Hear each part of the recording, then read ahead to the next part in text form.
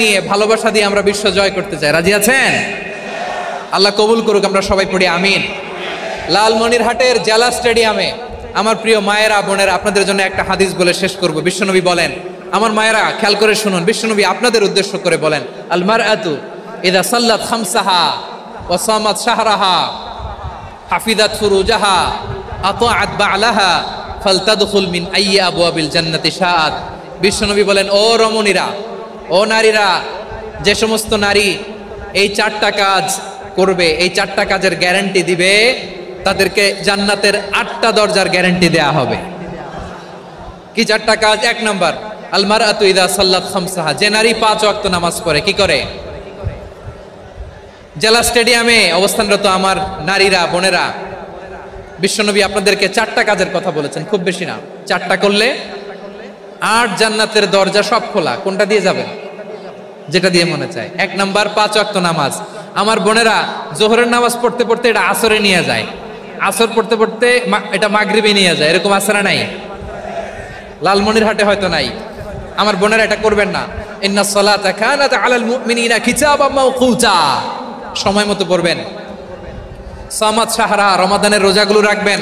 হাফিজাত ফুরুজাহা, যে নারী তার চরিত্রকে হেফাজত করে, তার প্রাইভেট হেফাজত করে, তার লজ্জাস্থান হেফাজত করে।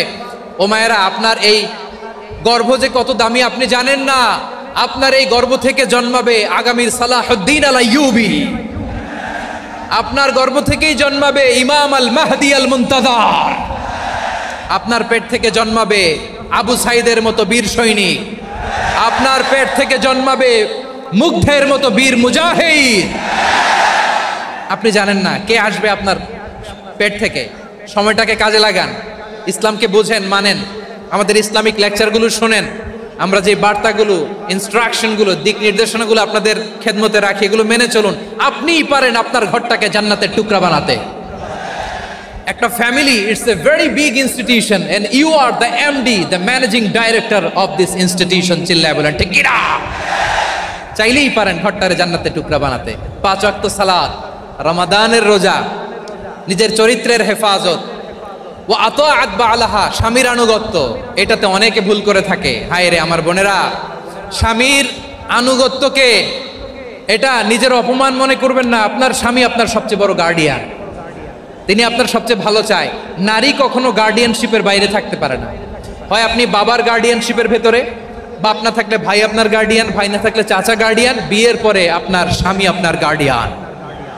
শরিয়া সম্মত স্বামীর আদেশগুলো আপনি মেনে চলবেন, কিন্তু শরিয়া বিরুদ্ধ কোনো আদেশ মানতে আপনি বাধ্য নয়। আওয়াজ করে বলুন সবাই ঠিক কিনা?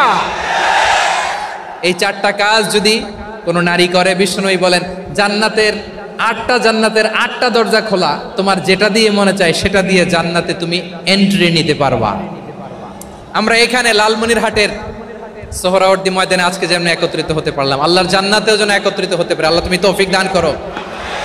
আল্লাহ আমার এই কলিজার টুকরা যুবক ভাইদেরকে তুমি